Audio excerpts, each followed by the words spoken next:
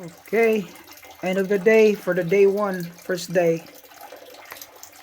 First day part 2 is what we got so far. Okay, TJHVAC, this is my guy right here. He's the man. That's Raul right there. Okay, first day, we worked for about, let's see, like, I think we worked like almost 7 hours today. We moved the old one and then build the whole thing in there.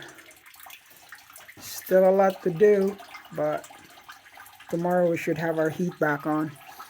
We finish up our gas, our power, circulator. I ran out of circulator. I gotta get another one tomorrow. And then all the boiler drain I gotta put here. This is just temporary. I want to test. It's all pressure test running. This all here will be fixed. So that whole job right there is gonna be moved over here. So easy to drain, easy to trace and stuff. Okay, that's it. This is the boiler we're putting in. Alta, US Boiler Company. Please like and subscribe. This is TJHVAC.